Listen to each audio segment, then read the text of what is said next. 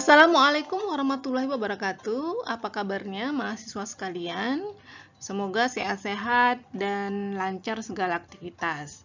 Kali ini bertemu saya dengan Susanti Jafar, SPMSI dalam mata kuliah Manajemen Kewirausahaan.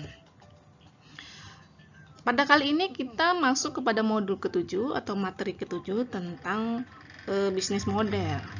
Nah, tentu saya berharap kalian sudah menonton modul atau materi yang ke-6 tentang bagaimana cara membuat bisnis plan.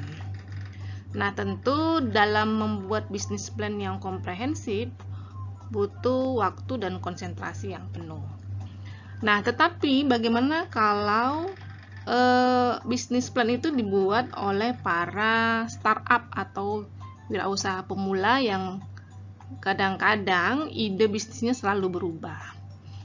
Tentu saja akan membutuhkan waktu lama dan tentu akan merepotkan kalau harus terus-menerus merubah bisnis plan-nya. Nah, baik, kali ini ada cara yang lebih menarik yang memang diperuntukkan bagi startup dan juga memang bagi bisnis yang sudah berjalan. Baik, kita lanjut dulu dengan tujuan dari modul yang ke-7, bisnis model.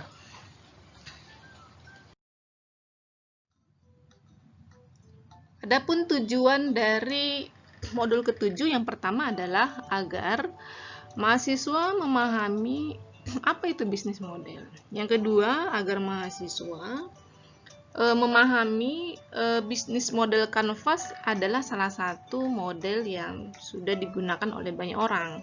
Dan yang ketiga, agar mahasiswa mampu memahami bagian-bagian dari bisnis model Canvas. Nah, yang terakhir, materi ini bisa mengantarkan mahasiswa untuk mampu membuat sebuah bisnis model Canvas. Sebelum kita melanjutkan materi ini lebih mendalam, mahasiswa sekalian coba perhatikan slide yang berikut ini. Nah, ketika kalian melihat slide ini, kira-kira apa yang kalian pikirkan? Dan coba berikan pendapat tentang gambar ini. Baik, tentu saja saya tidak bisa mendengar pendapat kalian kan, karena memang kuliah ini merupakan kuliah satu arah. Tetapi pengalaman yang saya dapat dari beberapa mahasiswa yang pernah saya lakukan bertatap muka, ada beberapa jawaban yang mereka berikan. Yang pertama adalah tentang bisnis yang berbasis teknologi. Kemudian bisnis ini merupakan bisnis yang pelanggannya adalah orang-orang yang membutuhkan waktu yang cepat untuk sampai ke tujuan. Kemudian orang-orang yang tidak punya kendaraan dan orang-orang yang ingin atau yang tidak, yang jarak rumahnya masih jauh dengan tempat pemberhentian angkutan umum, ya. Dan ada yang menyatakan bahwa ini bisnisnya punya menteri pendidikan dan kebudayaan. Dan ada yang bilang bahwa bisnis ini adalah bisnis yang sangat menguntungkan. Oke. Nah, itu sebagian jawaban dari beberapa mahasiswa. Nah, ini merupakan kasus yang sama dengan gambar yang berbeda, masih dalam kasus Gojek. Nah, di sini juga kita bisa melihat bahwa pemilik armada itu bukanlah si Gojek ya, jadi motor dan drivernya itu adalah motor dan driver masing-masing orang. Nah, di sini si Gojek hanya mempertemukan antara pengendara dengan yang punya kendaraan, ya. Nah, ini menarik bisnisnya, jadi sebuah model yang memang bisa menjadi analisis kita bersama.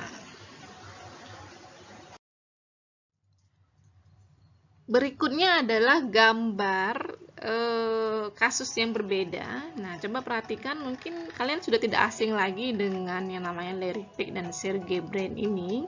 Mereka berdua adalah yang menemukan atau yang pemilik dari Google. Nah, kalau kita kalau saya minta pendapat dari kalian, kira-kira apa yang kalian berikan ketika melihat ini?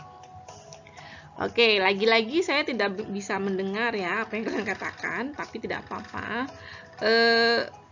Saya tak yakin bahwa jawaban kalian akan sama dengan teman-teman yang sebelumnya juga pernah memberikan jawaban ya. Ini bisnis tentang berbasis IT ya. Kemudian pelanggannya adalah seluruh masyarakat pada umumnya yang melek teknologi ya. Kemudian cara dia berpromosi melalui media ya. Ada yang menyatakan bahwa sumber utama dari keuntungan atau sumber utama biaya yang diperoleh oleh Google ini dari iklan ya. Nah, itu analisis yang bisa kita kemukakan ya. Nah, ini dia ya, Mbah Google yang sudah tidak asing ya, juga sama kasusnya. Mahasiswa bisa melihat gambaran secara utuh bisnis yang dilakukan oleh Larry Page dan Sergey tadi, menciptakan Google, kemudian Facebook, dan ada lagi WhatsApp ya. Nah, yang menarik, kalau kita menggunakan semua aplikasi ini, kita tidak dikenakan bayaran ya. Tetapi si pemilik tetap melayanin ya, produk-produknya update terus gitu, informasi yang kita peroleh terus-menerus meningkat dan ada terus. Nah, ini apa gunanya? Untuk supaya kita merasa puas dan betah menggunakan aplikasi ini, dan perusahaan kemudian banyak menerima orderan iklan. Karena apa? Karena banyak peminatnya ya. Jadi ini nanti akan kita bahas secara mendalam lagi. Nah, selanjutnya ada pertanyaan ya yang perlu kita jawab. Yang pertama adalah kira-kira berapa lama ya Anda membutuhkan waktu dalam menilai sebuah usaha ya. Jadi ketika kita nampak sebuah usaha, kira-kira berapa lama kita butuh waktu. Kalau buat rencana bisnis plan komprehensif tentu itu sangat lama ya, formatnya aja sampai 15 lembar. Nah, kemudian informasi apa saja yang diperoleh dalam penilaian tersebut. Dan yang ketiga, apakah informasi yang Anda peroleh cukup untuk melihat kelemahan dan kelebihan sebuah usaha. Nah, ini akan terjawab nanti setelah kita melihat contoh bisnis model yang akan saya sajikan. Kalau kita berbicara tentang bisnis model, ya, apa itu sebenarnya bisnis model? Nah, bisnis model merupakan salah satu model yang dapat digunakan dalam memulai suatu bisnis atau startup. Nah, jadi ketika kita ingin membuat sebuah bisnis, kita bisa melihat atau memilih model bisnis seperti apa yang kita inginkan gitu ya. Seperti kita mau membeli baju atau kita mau membuat rumah, model rumah apa ya yang cocok gitu ya, yang cocok dari segi biaya, dari segi selera, atau mungkin dari segi luas tanah ya, dan segala macam. Nah, begitu juga kalau kita ingin berbisnis, kira-kira model bisnis seperti apa yang akan cocok buat kita. Yang kedua, bisnis model adalah cara paling singkat untuk melihat kondisi sebuah usaha dan menuangkannya ke dalam kertas. Jadi, ketika kita sudah punya model, jadi kita akan gampang untuk menuangkannya ke dalam kertas, karena sudah ada dalam pemikiran, sudah ada dalam pengamatan dan analisis. Dan yang ketiga, bisnis model ini mampu melihat bisnis secara keseluruhan ya. Jadi walaupun tidak sedetail kita membuat sebuah bisnis plan, tetapi bisnis model ini secara umum sudah mampu menangkap gambaran bisnis yang akan kita jalankan. Mahasiswa sekalian, model bisnis itu pada prinsipnya adalah menjelaskan dasar pemikiran tentang bagaimana sebuah organisasi atau perusahaan menciptakan, menyampaikan, dan menangkap nilai dari produk dan jasa. Ya. Nah, ada definisi lain yang paling mudah untuk dipahami. Jadi, bisnis model itu adalah sebagai logika bagaimana suatu perusahaan bisa langgeng secara finansial.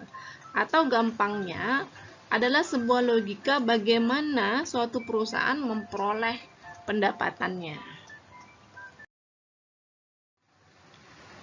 Nah, pertanyaan menariknya adalah, jadi bagaimana kita bisa mendesain model bisnis? Ya, baik, seperti saya katakan tadi, kalau kita sudah paham yang namanya model bisnis, saya kali ini akan menawarkan satu model bisnis yang dikenal dengan nama bisnis model kanvas. Mengapa dikatakan bisnis model kanvas? Ya, karena memang model bisnis ini ilustrasinya adalah menggunakan sebuah kanvas atau sebuah kertas yang melukiskan gambaran secara lengkap sebuah bisnis. Jadi hanya dengan menggunakan satu lembar kertas, tapi mampu menganalisis sebuah bisnis secara komprehensif. Nah, ini dia bisnis model kanvas, yang sebuah lembar kertas yang di dalamnya tertuang 9 elemen atau 9 blok, di mana setiap elemen ini sangat berkaitan satu sama lain. Cara pengerjaannya adalah nanti setiap elemen diisi berdasarkan poin-poin yang sudah dijelaskan di setiap elemennya. Baik, untuk selanjutnya kita akan membahas satu persatu supaya dipahami elemen-elemen ini sehingga akan mudah untuk pengisiannya. Elemen pertama adalah segmen pelanggan atau customer segment. Nah, mahasiswa sekalian, ketika kita ingin memulai sebuah usaha dan kita sudah ada produk, tentu kita ingin tahu siapa sebenarnya akan membeli produk kita.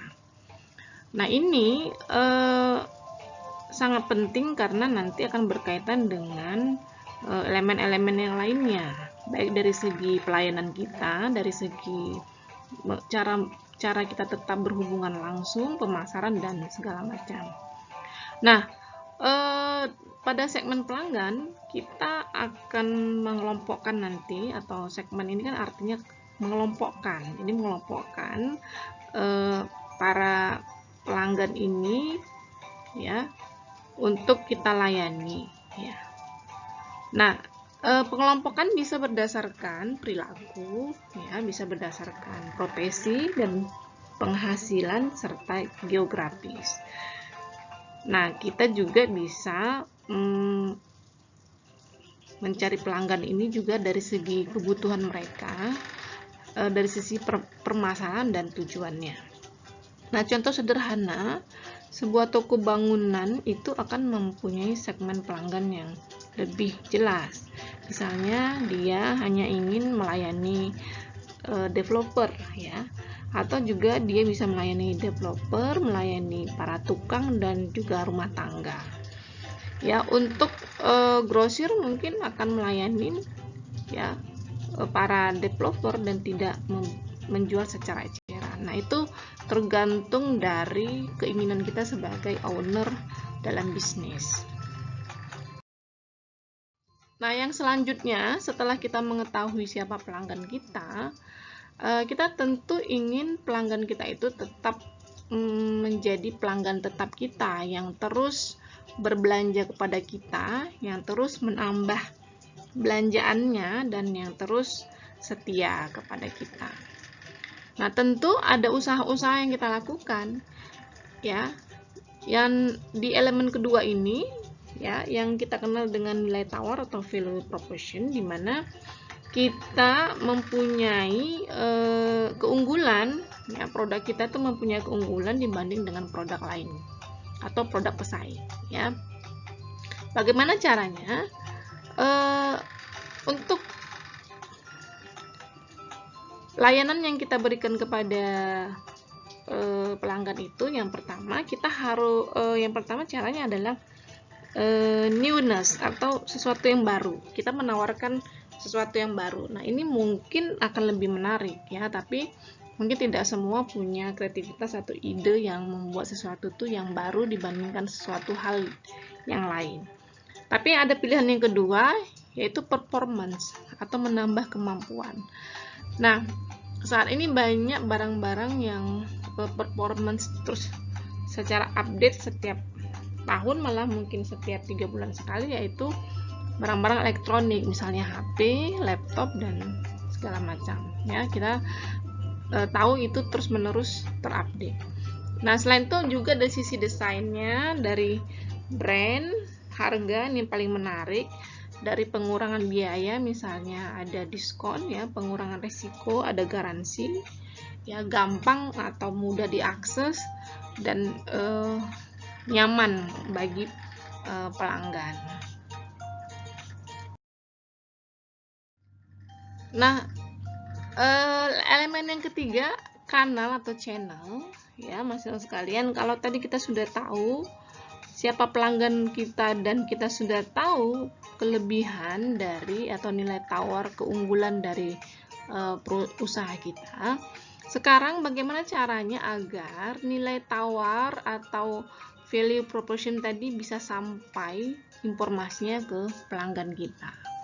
Jadi ada dua jenis, ya, dua cara yang bisa kita lakukan. Yang pertama, dengan menyampaikannya secara langsung. Nah, secara langsung ini dengan apa? Misalnya kita punya toko sendiri, punya tenaga penjual sendiri, atau kita mempunyai saluran distribusi sendiri, sehingga si pelanggan bisa langsung mengaksesnya kepada kita. Nah, namun ini tentu akan ada keterbatasan, ya, dan bisa juga nanti pilihannya secara tidak langsung, yaitu kita bisa melakukannya dengan iklan, ya, bisa memakai tenaga kerja yang lain, ya, atau kita mencari rekanan untuk menyampaikan ini kepada segmen pelanggan, ya.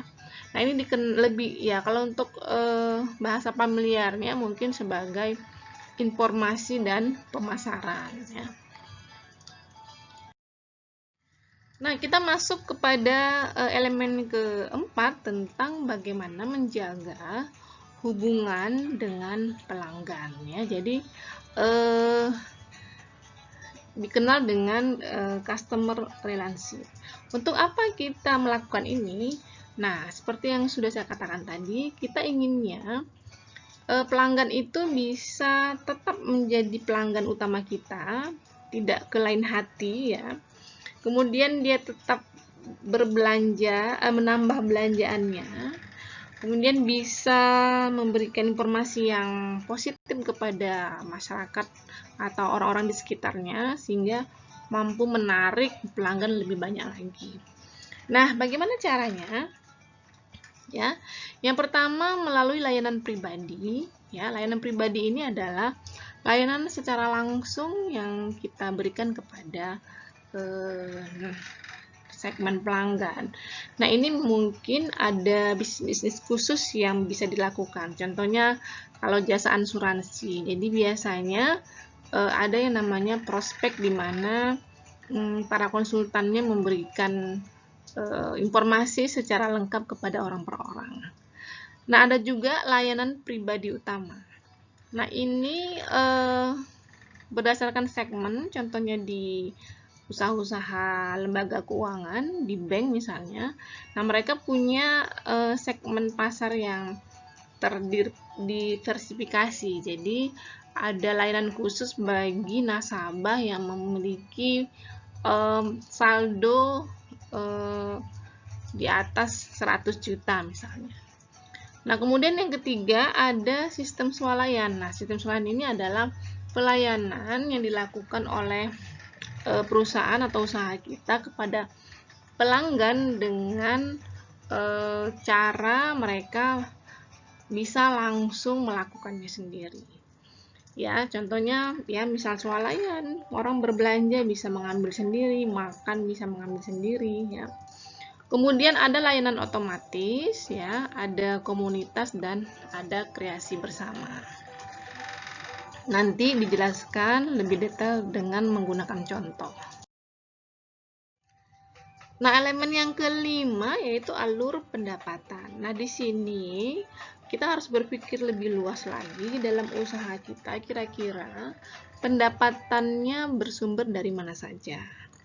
Ya, kalau bisnis pada umumnya yang retail itu adalah penghasilan utamanya adalah dari menjual produk atau barang ya. Nah, tetapi kita harus punya wawasan lebih luas lagi agar pendapatannya bisa diarahkan dari berbagai sumber. Nah, di sini bisa dari penjualan aset, ada fee pemakaian, ada fee langganan, ada pinjaman atau penyewaan leasing, ada lisensi, ada free broker atau makelar, dan bisa jadi dengan iklan. Nah, contohnya warung kopi pada prinsipnya adalah menjual kopi dan kue-kue. Tapi kemudian dia bisa menyewakan tempatnya untuk berjualan produk-produk yang lain. Ya, misalnya ada nasi goreng, ada mie goreng yang bisa menjadi sumber pendapatannya. Dan mungkin juga kafe itu bisa juga menyewakan tempat untuk ruang meeting ya. Jadi banyak yang bisa dilakukan. Selanjutnya adalah sumber daya utama. Nah, sumber daya utama ini yang dimaksudkan adalah ketika orang melihat bisnis kita, apa yang menjadi kebanggaan kita, ya? Apakah dari segi fisik, ya? Fisik ini bisa dalam bentuk bangunan, ya, peralatan. Nah, mungkin kita bisa meyakinkan orang bahwa wah, saya punya warung kopi dan lengkap dengan mesinnya. Oh, kami punya tempat yang bersih, nyaman, dan higienis. Ya, itu secara fisik. Nah, bisa juga secara intelektual, misalnya sekolah. Sebuah sekolah memiliki dosen atau guru yang berpendidikan S3 misalnya. Itu sumber daya utama. Kemudian dari manusianya, kemudian dari dana misalnya. Ini ada bisnis lembaga keuangan mikro misalnya yang mempunyai aset atau modal sebesar 1 atau 100 miliar misalnya. Ya, jadi ini perlu kita tentukan apa sebenarnya sumber daya utama kita. Nah, kita masuk ke kegiatan utama. Nah, untuk bisnis kita, kegiatan utamanya apa? Jadi kegiatan utama itu ya bisa terdiri dari 3 poin. Yang pertama adalah memproduksi, ya. Kemudian yang kedua bisa penyelesaian masalah, ya, misalnya bisnis jasa bantuan hukum ya. Kemudian bisa menyediakan platform atau network misalnya, dan contohnya Google tadi, dia hanya menyediakan aplikasi dan seterusnya. Jadi apakah hanya pemasaran saja mungkin? Ya, nanti bisa ditentukan. Yang ke-8 rekanan utama. Nah, rekanan utama dimaksudkan adalah rekanan yang sangat krusial berkaitan dengan bisnis kita. Jadi tanpa rekanan ini kita tidak bisa berjalan dengan baik. Jadi kita di sini nanti diisikan sebenarnya rekanan utama itu siapa, gitu ya. Misalnya kalau tadi toko bangunan, maka rekanan utamanya adalah pabrik semen misalnya, ya. Kemudian pabrik kayu, tanpa mereka, atau pabrik batu, tanpa mereka maka bahan-bahan yang perjualbelikan itu nanti akan susah didapatkan.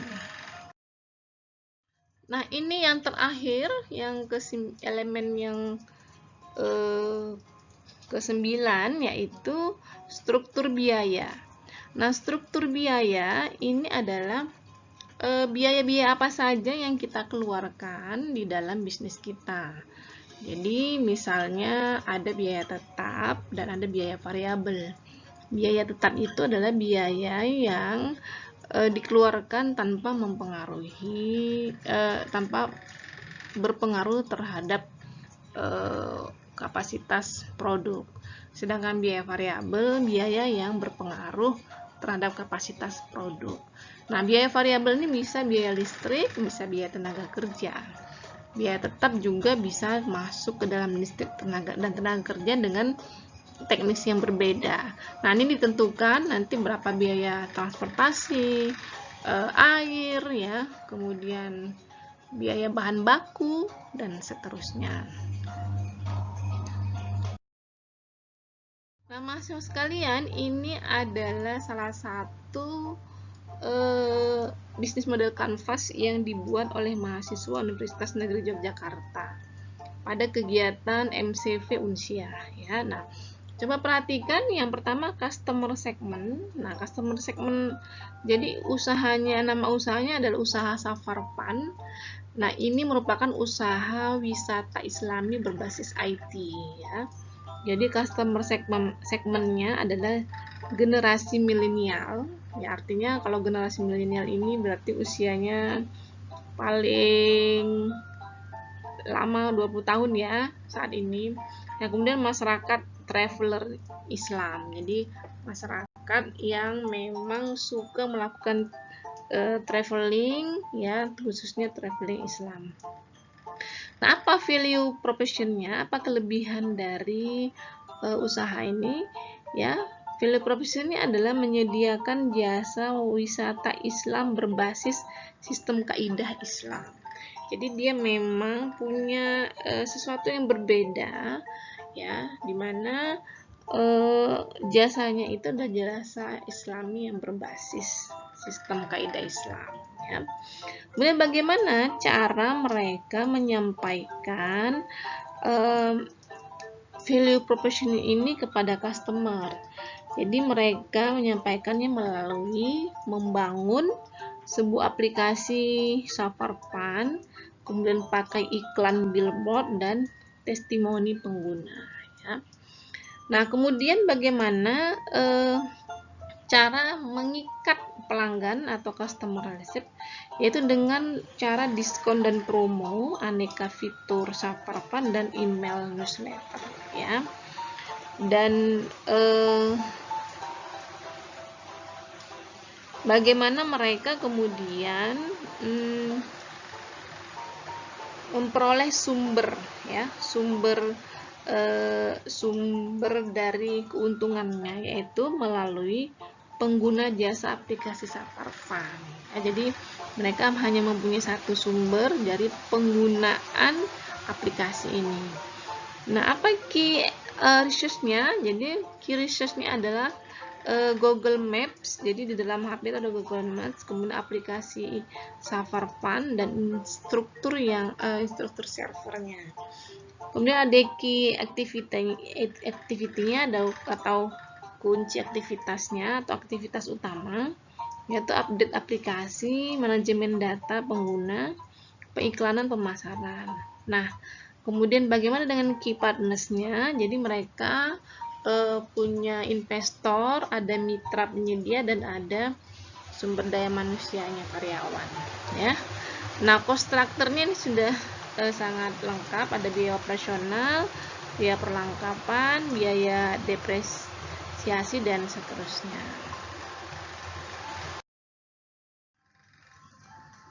Nah, ini ada satu lagi, nama usahanya Rantang In, usaha catering berbasis IT ya.